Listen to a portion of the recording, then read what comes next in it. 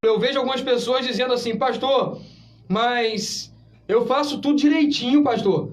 Eu nunca roubei, eu nunca matei, eu não me prostituo, eu não sou promisso, eu respeito minha família. Ok, ótimo. Esse é o seu dever moral. Esse é o seu dever moral. Sabe o que a Bíblia diz diante disso? Que você pode me retrucar e dizer: mas eu faço tudo direitinho, eu sou bonzinho. Eu sou um cara padrão. Sou padrão FIFA, pastor. A Bíblia nos diz assim, Romanos capítulo 3, versículo 23. Pois todos pecaram e destituídos estão da glória de Deus. Não existe um justo sequer. Foi o que Deus respondeu para Abraão. Abraão, se tiver um justo, eu não destruo, não. E a palavra de Deus nos diz que não há um justo sequer. Cristo, Ele sim, faz justiça pelos nossos pecados. Nós somos pecadores, é uma realidade. Nós precisamos entender isso. A depravação total, um dos pontos da doutrina, que nós somos pecadores, estamos separados da glória de Deus e não há nada em nós que possa ser feito para que nós conquistemos a nossa salvação. Somos salvos somente por Cristo. Efésios 2, versículo 8. Somos salvos pela graça mediante a fé em Cristo Jesus.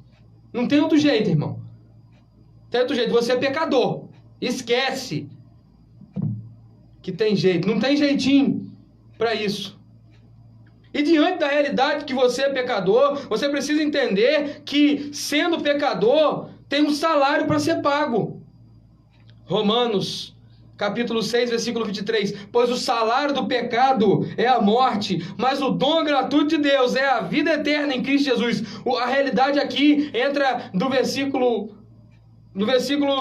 29 do capítulo 1 de João e também do versículo 23 do capítulo 3 de Romanos, porque está falando que o dom gratuito de Deus, dado pelo Cordeiro, que derramou o seu sangue, e aí também está trazendo a realidade, porque o salário do pecado é a morte. Nós que estamos mortos em nossos delitos e pecados, e estamos separados de Deus, precisamos correr para o Cordeiro, apelar a Cristo, ir à graça,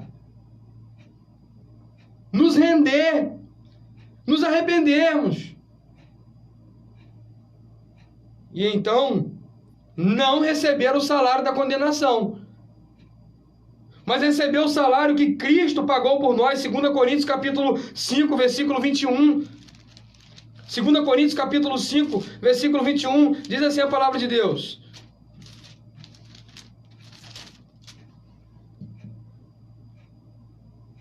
aquele que não conheceu o pecado, ele o fez pecado por nós, para que nele fôssemos feitos justiça de Deus. Ou seja, você não merece ser salvo. Cristo morre para que você seja salvo. Então ele se faz pecado para que nele fôssemos feitos justiça. Ou seja, agora diante de Deus, em Cristo Jesus, fomos reivindicados e então salvos. Eu gostaria de chamar a sua atenção para essa verdade do Evangelho, que somente Cristo salva, que você é pecador, que não tem escapatória da condenação eterna, a não ser apelar a Cristo. Mais um texto da palavra de Deus, para que eu possa então encerrar. Mateus, deixa eu abrir aqui e ler para você.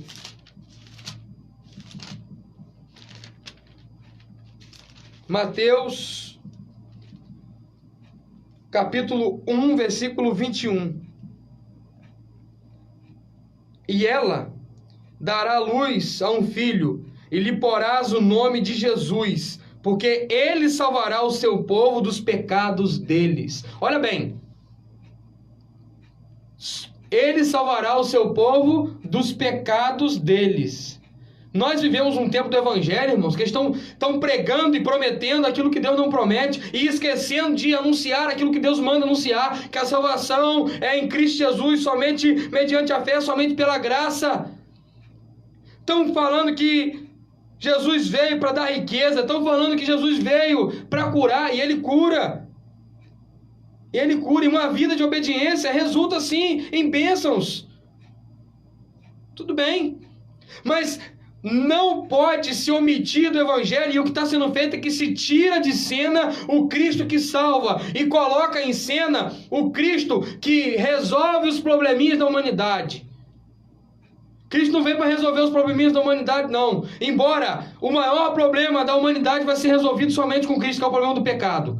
Cristo veio para salvar o perdido. Cristo veio para nos livrar e nos salvar dos nossos pecados, nos quais nós, outrora, andávamos mortos em nossos delitos e pecados, e Ele nos salvou. Você que está me ouvindo nessa tarde, você precisa entender essa verdade do Evangelho. Se você tem ido numa igreja e o pastor está pregando sobre tudo, e não está falando que Cristo salva, ele está falando que Cristo te promete isso, te dá aquilo outro, que você precisa dar dinheiro para Cristo, eu vou dizer para você, Cristo não precisa do seu dinheiro, Ele quer o seu coração.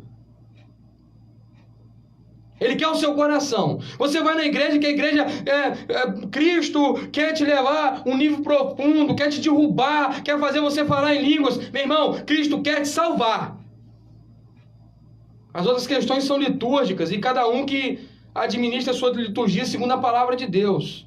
Agora, eu quero te dizer o seguinte, que não podemos negligenciar, omitir essa centralidade do Evangelho, porque se nós tirarmos Cristo da nossa pregação, já não estamos falando mais do Evangelho. Se nós tirarmos Cristo da nossa vida cristã, nós não estamos falando mais de cristianismo. Se nós tirarmos Cristo da igreja, nós não estamos falando mais de igreja. Por isso, se renda a esse Cristo, que é o Cordeiro de Deus que tira o pecado do mundo. Se renda a esse Cristo, que se fez pecado por nós, para que nós fôssemos feitos justiça diante de Deus. Se renda a esse Cristo, que nos busca, nós mortos em nossos delitos e pecados, que nos resgata, nós que estávamos separados, e nos liga com Deus, e agora nós temos livre acesso. Busque, se renda.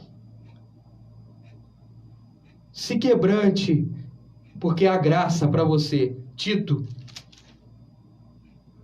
vai dizer, Paulo escrevendo a Tito vai dizer, eis que a graça de Deus se manifestou trazendo salvação aos homens. Se arrependa, se quebrante. Deus abençoe rica e abundantemente a sua